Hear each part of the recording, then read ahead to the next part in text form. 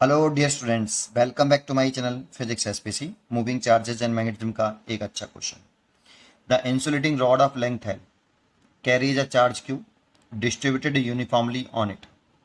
The rod is pivoted at its one end, is rotated with angular velocity omega about a fixed axis perpendicular to rod and passing through the pivoted. The magnetic moment of the system. इस question को करने के दो method हैं। एक तो आप इसे गायरो मैग्नेटिक रेशियो से कर सकते हैं, उससे बहुत छोटा हो जाता है, या फिर पूरा ड्राइव करके ला सकते हो इंटीग्रेशन मेथड से। तो पहले मैं लॉन्ग मेथड से कर रहा हूँ, फिर लास्ट में मैं आपको शॉर्टकट मेथड बताऊँगा इसका। ठीक है, सुनिए पहले मेथड नंबर 1, और उससे जो शॉर्टकट बताऊँगा ना वो इस वाले से प्रूफ होके चलेगा। डेरिवेशन स्टाइल है ये पहला वाला मेथड। तो चलिए पहले नाते हैं, हम एक रॉड ना लेते हैं, एक ये रॉड ना ली, और इस रॉड पे जो चार्ज है वो यूनिफॉर्मली डिस्ट्रीब्यूटेड है। तो मान लो इस रॉड पर टोटल चार्ज क्यू है, और इस रॉड का मास एम है, और रॉड की लेंथ एल है,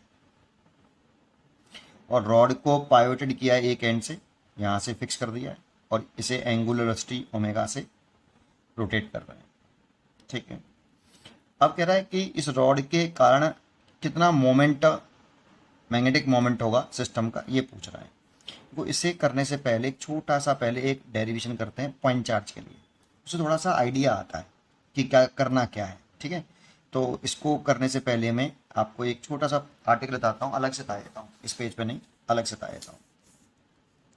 अगर हम एक पॉइंट चार्ज ले लें जिसका चार्ज क्यू है और मास एम है, वो v स्पीड से सर्कुलर पाथ पर मान लो रिवॉल्व कर रहा है, r रेडियस के सर्कुलर पाथ पर रिवॉल्व कर रहा है, स्मॉल r ले लें। जब ये कोई चार्ज पार्टिकल r रेडियस के सर्कुलर पाथ पर रिवॉल्व करता है तो एक इफेक्टिव करंट जनरेट करेगा। तो मूव कर रहा है तो कितना इफेक्टिव करंट जनरेट करेगा उसकी अगर वैल्यू निकाल लें कि कितना, अगर ये चार्ज पार्टिकल मूव कर रहा है r रेडियस के सर्कुलर पाथ पर तो कितना इफेक्टिव करंट प्रोड्यूस करेगा, उसकी वैल्यू निकाल लें। कैसे निकालें? I बराबर होता है फ्लोइंग चार्ज पर नेट टाइम, लेकिन हमने जो टाइम लिया है वो एक कंप्लीट रिवोल्यूशन करने में लगा समय लिया है, जिसे हम टाइम पीरियड बोलते हैं। ठीक है, और इसे लिख सकते हैं हम q f. F is a frequency, frequency is equal to होता है 1/टाइम पीरियड। अच्छा, एक फॉर्मूला और होता है angular speed, omega is equal to 2 pi into f frequency. तो यहाँ से अगर हम फ्रीक्वेंसी निकालें तो ओमेगा अपॉन 2 पाई। तो आप चाहे तो इसे ऐसे लिख सकते हो क्यू ओमेगा अपॉन 2 पाई, ऐसे। अगर आप लीनियर स्पीड के टर्म में लिखना चाहो तो लीनियर स्पीड के टर्म में लिख सकते हो कि टाइम जो लगेगा पूरा एक चक्कर करने में कितना समय लगेगा, डिस्टेंस ओवर स्पीड। तो आप टी की वैल्यू लिख सकते हो 2 पाई r/v। तो यहाँ पे पुट करोगे तो आई बराबर आ जाएगा QV ओवर 2 पाई r। और वी बराबर आर ओमेगा रखते हैं ना, तो ये रिजल्ट आ जाता है। तो ये आपका करंट, इफेक्टिव करंट इतना जनरेट होगा। जब इसमें इतना इफेक्टिव करंट डेवलप हो जाएगा तो एक करंट कैरिंग लूप की वजह से जो मैग्नेटिक मोमेंट होता है, मैग्नेटिक मोमेंट वो होता है करंट इनटू लूप, लूप का एरिया, इस लूप का एरिया। अगर इसकी रेडियस r है तो करंट जनरेट हुआ है, ये वाला लिख रहा हूँ मैं, लिखना कोई से भी लिख सकते हो। आई बराबर लिख रहा हूँ क्यू ओमेगा ओवर 2 पाई, और एरिया जो है आपका वो पाई r स्क्वायर, लूप का एरिया। पाई से पाई कैंसिल हो गया तो ये आ गया 1/2 Q omega r square. This is a magnetic moment. ठीक है, लेकिन ये पॉइंट चार्ज के लिए था, अब रॉड के लिए ही करना है इसी चीज़ को। तो रॉड के लिए कैसे करें? तो देखो इसमें बहुत सारे ये चार्जेस पूरी रॉड पर है। अगर इस रॉड को पूरा हम घुमा रहे हैं तो इसमें दिक्कत है कि करंट कैसे निकालें। तो इसमें क्या करें, एक्स पे जाके dx का एक छोटा सा एलिमेंट लें और उसे एक पॉइंट चार्ज मान लें। dx लेंथ का, ये dx लेंथ का एक स्मॉल एलिमेंट लिया, x पे जाके dx का एक स्मॉल एलिमेंट काट लिया, और इस पर dq चार्ज मान लें। अगर रॉड को आप घुमाओगे ना इस पॉइंट के अबाउट तो ये dq चार्ज भी घूमेगा। तो dq चार्ज जब घूमेगा तो एक कंप्लीट राउंड करेगा dq चार्ज, तो कितना इफेक्टिव करंट जनरेट करेगा, तो वो di निकाल लेंगे। फिर उसका इंटीग्रेशन करके टोटल करंट निकालेंगे कि पूरा चार्ज घूमने से, पूरे रॉड को घूमने से कितना करंट जनरेट हुआ, है ना। तो सबसे पहले हम क्या करते हैं, dq चार्ज को निकाल लेते हैं। तो देखो l लेंथ पे चार्ज कितना है, q, तो इसे लीनियर चार्ज डेंसिटी बोलते हैं, charge per unit length coulomb पर मीटर। 1 मीटर लेंथ पे कितना चार्ज, लैम्डा। भाई एल लेंथ पे चार्ज है आपका क्यू, तो 1 मीटर लेंथ पे चार्ज होगा, यूनिट लेंथ पे चार्ज होगा क्यू बाई एल। उसे हम लीनियर चार्ज डेंसिटी बोलते हैं, कूलम्ब पर मीटर। अब इसके dx लेंथ पे चार्ज निकालना है, तो ये 1 मीटर लेंथ पे चार्ज है, तो dx लेंथ पे चार्ज मैंने लेट किया dq, तो dq की जो वैल्यू आ जाएगी, थोड़ा सा यहाँ से हटा के लिखें, यहाँ लिख लेते हैं, dq की वैल्यू आ जाएगी लैम्डा dx, और लैम्डा की जो वैल्यू है वो है q/l dx। इतना चार्ज आपका होगा। अब सोचो अगर इस रॉड को यहाँ से ऐसे घुमाएंगे तो ये dq चार्ज भी ऐसे घूमेगा, ऐसे dq चार्ज ऐसे सर्कुलर पाथ पे घूमेगा, नहीं घूमेगा, है ना। तो कैपिटल टी सेकंड में जब ये राउंड करेगा पूरा एक, तो कैपिटल क्यू सेकंड में, कैपिटल टी सेकंड में कितना इफेक्टिव करंट जनरेट करेगा ये स्मॉल एलिमेंट, ये स्मॉल एलिमेंट कितना इफेक्टिव करंट जनरेट करेगा, तो मान लो डी आई इफेक्टिव करंट, कितना चार्ज फ्लो कर रहा है, डी क्यू कितने टाइम में कर रहा है, टी सेकंड में। यहाँ पे कैपिटल टी की जो वैल्यू लिखेंगे वो लिखेंगे आप, यहाँ पे फ्रीक्वेंसी लिख लो इसे डी क्यू इंटू एफ, और फ्रीक्वेंसी की वैल्यू पुट कर सकते हैं ω/2π, क्योंकि रॉड को घुमाया जा रहा है ओमेगा एंगुलर स्पीड से, इसका हर एलिमेंट ओमेगा एंगुलर स्पीड से ही घूमेगा। तो लिख सकते हो आप डी आई लिख सकते हो डी क्यू, और एफ की वैल्यू लिख सकते हो ω/2π, और डी क्यू की वैल्यू भी पुट कर सकते हो आप q/l dx, ये डी क्यू की वैल्यू हो गई, और ω/2π ये फ्रीक्वेंसी की वैल्यू हो गई। इतना करंट डेवलप हो रहा है, इफेक्टिव करंट इतना जनरेट होगा अगर ये डी क्यू चार्ज का एलिमेंट सर्कुलर पाथ पर घूमेगा, रॉड घूमेगी तो ये वो भी घूमेगा। तो टोटल कितना करंट जनरेट होगा, या टोटल करंट मत निकालो, टोटल स्मॉल मैग्नेटिक मोमेंट निकाल लो बेटा, मैग्नेटिक मोमेंट निकाल लो due to this small element dx।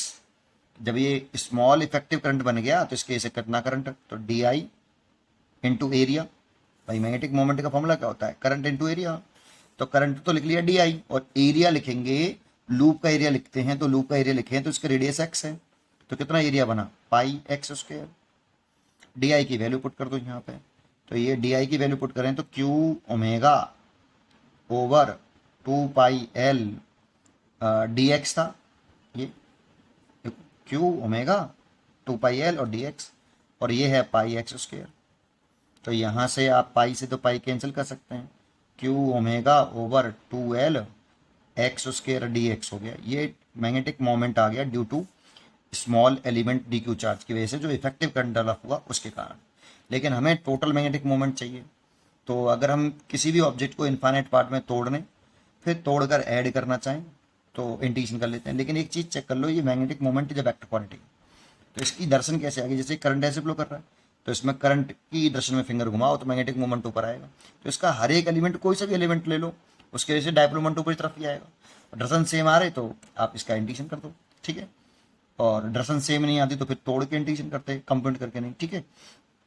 तो टोटल मैग्नेटिक मोमेंट आ गया capital M magnetic moment equal to integration d m, और d m integration d m की जो वैल्यू है Q/2l x square d x. अब लिमिट आएंगी एक्स की, देखो यहाँ पर x यहाँ से शुरू किया है आपने, तो यहाँ पे x बराबर 0 हो गया, और यहाँ पे x बराबर कितना हो जाएगा l, इसकी लेंथ l है, तो यहाँ से यहाँ तक पूरा रॉड के कारण कितना मैग्नेटिक मोमेंट डेवलप होगा उसको निकालना चाहते हैं, तो चलिए 0 to l, ये तो कॉन्स्टेंट टर्म हो गया, तो Q तो बाहर आ गया और 2l भी बाहर आ गया, और एक्स स्क्वायर का इंटीग्रेशन करेंगे तो x³ 3, इस वाले फॉर्मूले से कर सकते हो x⁴n dx बराबर x⁴n+1 और n+1, n does not equal to -1, तो यहाँ पे n की वैल्यू 2 है, तो n बराबर 2 रखेंगे तो इतना आ जाएगा। लिमिट लिख लो 0 to l, तो मैग्नेटिक मोमेंट आ गया Q/2l, देखो ये 6 हो गया 6l, और इस लिमिट पुट कर देंगे तो l³ माइनस के 0 का क्यूब, इसे एक काट देंगे तो मैग्नेटिक मोमेंट आ गया 1/6 Q⍵l²। ये तो हमारा इस क्वेश्चन का आंसर हो गया भाई, ये 1/6 ओमेगा Q⍵l²। लेकिन इसको बहुत शॉर्टकट तरीके से भी कर सकते थे आप, कैसे जरा समझते हैं। पहले इसका एंगुलर मोमेंटम भी निकालो रॉड का, तो पहले रॉड का एंगुलर मोमेंटम में शॉर्टकट बताता हूँ फिर थोड़ी देर में। पहले क्या था, ये रॉड है, इसको यहाँ से पाइवोटेड किया था आपने और ये एंगुलर स्टिच से घुमाया था, इसकी लेंथ l थी और मास m था। अगर एंगुलर मोमेंटम लिखें, क्या लिखें, angular momentum of rod about hinge point, इसके अबाउट हिंज पॉइंट के अबाउट निकाल लें, तो एल बराबर होता है I into omega. I is a moment of inertia, current नहीं है, moment of inertia, I is a moment of inertia, है ना। ओमेगा एंगुलर स्पीड है। तो ये तो रॉड को अगर हम एक एंड से हिंज करते हैं और लेंथ के परपेंडिकुलर एक्सेस के अबाउट रोटेट करते हैं तो उसका मोमेंट ऑफ इनर्शिया होता है रॉड का वन एंड के क्रॉस होता है 1/3 m l²। तो इसकी वैल्यू पुट कर लो, 1/3 m l², ये निकालना आना चाहिए एंगुलर मोमेंटम इंटू ओमेगा, ये एल हो गया। अब एल इतना आया, ये एंगुलर मोमेंटम आया, एंगुलर मोमेंटम, ठीक है। अगर मैं मैग्नेटिक मोमेंटम और एंगुलर मोमेंटम का रेशियो निकालूं कि क्या कर रहे हो सर, इसको बोलते हैं हम गायरो मैग्नेटिक रेशियो। इसका फॉर्मूला बनता है, वो हमेशा हर बॉडी के लिए वैलिड होता है, चाहे डिस्क हो चाहे रिंग हो, कोई भी चार्ज बॉडी है उस पर चार्ज यूनिफॉर्मली डिस्ट्रीब्यूट है और फिर उसे किसी एक्सिस के अबाउट रोटेट कर रहे हैं तो उसका मैग्नेटिक मोमेंट और एंगुलर मोमेंटम का रेशियो हमेशा कांस्टेंट रहता है, किसी भी शेप की बॉडी ले लो आप, ठीक है। तो ये रेशियो अगर आपको डायरेक्टली याद होता ना तो आपको ये 2 लाइन में डेरिवेशन हो जाता है, इतना नहीं करना पड़ता, है ना, सीधा आंसर आ जाता मैग्नेटिक मोमेंट का। अभी समझाता हूँ कैसे, पहले इसको करो सॉल्व। मैग्नेटिक मोमेंट कितना आया भाई, 1/6 Q ओमेगा l², और ये कितना आया 1/3 m l² ओमेगा। तो देखो l² ओमेगा से तो l² ओमेगा कट गया, 3 से ये 2 बार कट गया, तो ये आया Q/2m। यही रेशियो में याद होना चाहिए, मैग्नेटिक मोमेंटम और एंगुलर मोमेंटम का ये रेशियो में याद होना चाहिए। ये किसी भी बॉडी के लिए कांस्टेंट रहता है बेटा। अगर कोई भी चार्ज बॉडी है उसे किसी भी एक्सिस के अबाउट अगर घुमा रहे हो आप तो उसका मैग्नेटिक मोमेंट और एंगुलर मोमेंटम का रेशियो चार्ज/2m होता है।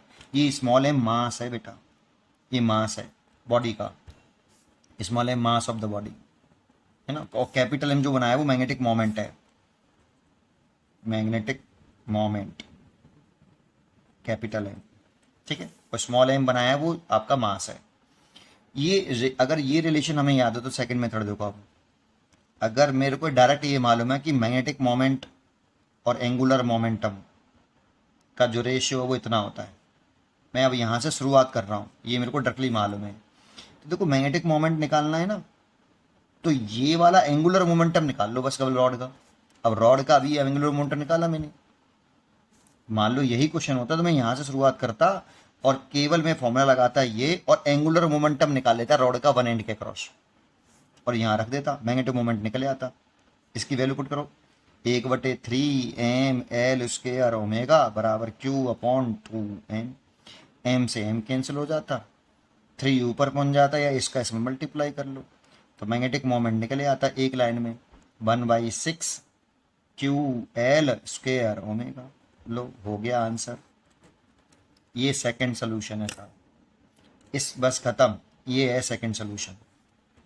और ये ऐसा नहीं कि केवल रॉड में वैलिड है, डिस्क हो, रिंग हो, सॉलिड स्फीयर हो, कोई भी चीज हो, यूनिफॉर्मली चार्ज डिस्ट्रीब्यूट है बॉडी पर और उसे किसी एक्सिस के अबाउट रोटेट कर रहे हो तो मैग्नेटिक मोमेंटम और एंगुलर मोमेंटम का रेशियो कांस्टेंट रहता है और इस रेशियो को बोलते हैं हम गायरो मैग्नेटिक रेशियो।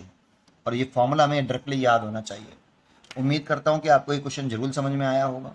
ये सेकंड मेथड है, कितना आसान हो गया, इस रिलेशन को अच्छी तरीके से याद करिए, very powerful relation, magnetic moment निकालना हो किसी भी चीज़ का तो, ठीक है। बस केवल आपको एंगुलर मोमेंटम निकालना आना चाहिए, 11th पढ़ाता है L = I ओमेगा, ठीक है। चलिए पढ़ते रहिए और खुश रहिए, थैंक यू।